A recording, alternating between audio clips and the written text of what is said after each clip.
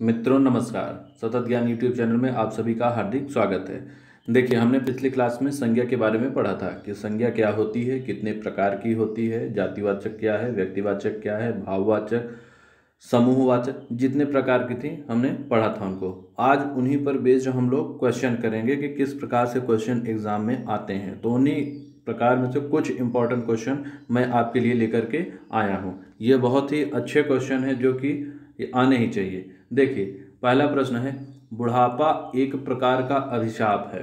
ठीक, बुढ़ापा एक प्रकार का अभिशाप है। बुढ़ापा जो है, ये जो आपका शब्द यूज किया गया है, पद है, शब्द है, ये कौन सी संज्ञा है? देखिए, मैंने कल आपको बताया था कि गुण, धर्म, अवस्था को बताने वाले नाम क्या होते हैं? वो भाववाचक संज्ञा होते हैं। बुढ़ापा, बुढ़ापा क्या है? अवस्था बता रही है, तो इस वजह से ये भाववाचक होगा। दूसरी चीज, जब किसी शब्द में प प्रत्यय लग जाए, प्रत्यय जो शब्द के बाद में लगता है उन्हें हम प्रत्यय कहते हैं। उपसर्ग जो पहले लगता है, आएंगे हम लोग कभी पढ़ेंगे इसको भी। तो देखिए, प यहाँ पर प्रत्यय लग गया तो इस वजह से बना बुढ़ापा, तो ये आपका भाववाचक संज्ञा हो जाएगी। दूसरा हम देखते हैं, प्रत्येक राज्य का एक राज्यपाल होता है। इस वाक्य में राज्यपाल कौन सी संज्ञा है? तो देखिए, राज्यपाल क्या है? जैसा कि वासुदेव नंदन प्रसाद जी की जो किताब है उसमें आप देखेंगे तो वहाँ पर लिखा हुआ है, व्यवसायों, पदों और कार्यों का नाम क्या होता है? जातिवाचक संज्ञा में आता है।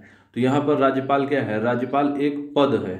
ठीक है, किसी राज्य का जो पालक होता है उसे हम क्या कहते हैं? राज्यपाल। जैसे उत्तर प्रदेश में राज्यपाल संवैधानिक रूप से सबसे बड़ा पद हो गया, तो ये एक पद है। इस वजह से प्रत्येक राज्य का एक राज्यपाल होता है। इस वाक्य में राज्यपाल हमारा जातिवाचक संज्ञा है। अगला प्रश्न देखते हैं, स्त्रीत्व शब्द। स्त्रीत्व शब्द में संज्ञा कौन सी है? देखिए, कल हमने आपको बताया था कि जब किसी शब्द में त्व लग जाए प्रत्यय, तो वो क्या हो जाता है? भाववाचक। तो यहाँ स्त्रीत्व में क्या है? स्त्री प्लस त्व। जब ये लग जाता है ऐसे, स्त्री में त्व, तो ये हो जाता है भाववाचक संज्ञा। तो स्त्रीत्व क्या हो जाएगा? भाववाचक संज्ञा हो जाएगी। देखिए, इसी प्रकार से बहुत सारे कन्वर्जन हैं, परिवर्तन है, वो आप देख लीजिए यहाँ पर। जैसे जातिवाचक संज्ञा से भाववाचक संज्ञा कैसे बनाई जाती है? पुरुष, नारी, गुरु, इसी प्रकार। और जैसे आपने देखा था लड़का, लड़की, ये सब क्या थे? जातिवाचक संज्ञा थे। पुरुष में जब त्व लगा देंगे प्रत्यय तो बन जाएगा पुरुषत्व, तो क्या हो जाएगा? भाववाचक हो जाएगा। नारी में त्व लगाएंगे तो नारीत्व, भाववाचक संज्ञा हो जाएगा। गुरु में त्व लगाएंगे तो गुरुत्व, क्या हो जाएगा? भाववाचक संज्ञा हो जाएगी। इसी प्रकार से क्रिया, घबराना। देखिए, घबराना में न प्रत्यय के रूप में लगा है। अगर इसको अलग से करें तो घबरा धन न, तो न प्रत्यय लगा है। ये आपका घबरा, ये किसी भी क्रिया का धातु रूप है, और जब उसमें हम न प्रत्यय लगा देते हैं तो वो साधारण रूप क्रिया का बन जाता है। तो यहाँ जो है घबराना, घबराना से क्या? घबराहट, भाववाचक बन जाएगा। क्यों? घबराहट एक अवस्था आ गई। देखिए आप, वहाँ भाव आ गया, कोई डरा हुआ। आप छू नहीं सकते हैं घबराहट को, देख सकते हैं। थकना, थकना से बना थकान। थकान व्यक्ति को लगती है, महसूस होता है, लेकिन दिखती नहीं है, आप थकान को छू नहीं सकते हैं। चढ़ना, कोई व्यक्ति चढ़ता है, चढ़ना क्रिया हो गई, लेकिन चढ़ाई, लड़ाई, चढ़ाई, पिटाई, क्या हो गया? ये भाववाचक संज्ञा आपकी हो जाती है। फिर आप देखिए, सर्वनाम से कुछ भाववाचक संज्ञा कैसे बनाई गई है। सर्वनाम क्या है? अपना, मम, निज। संज्ञा आपने पढ़ा, संज्ञा के स्थान पर जो प्रयोग किया जाता है शब्द, उसे हम सर्वनाम कहते हैं। संज्ञा के लिए, संज्ञा के स्थान पर प्रयोग किया जाने वाला शब्द सर्वनाम होता है। जैसे अपना, अपना में त्व जोड़ दिए अपनत्व। मम, मम में त्व जोड़ दिए तो ममत्व। निज, निज में त्व जोड़ दिए निजत्व। तो तो ये क्या हो गया, सर्वनाम से भाववाचक हो जाएंगे। इसी प्रकार देखिए विशेषण से भाववाचक कैसे बनते हैं। ललित, ललित में क्या, लालित्य, लाल में लालिमा, भोला से भोलापन, ये क्या हो जाता है, ये आपका भाववाचक संज्ञा में परिवर्तन हो जाता है। तो ये भी प्रश्न पूछ लेता है कभी कभी आपसे कि बताइए भोलापन कौन सी इसमें संज्ञा है।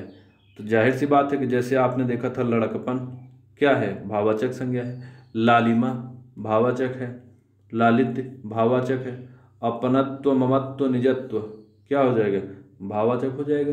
पुरुषत्व नारीत्व गुरुत्व भाववाचक है।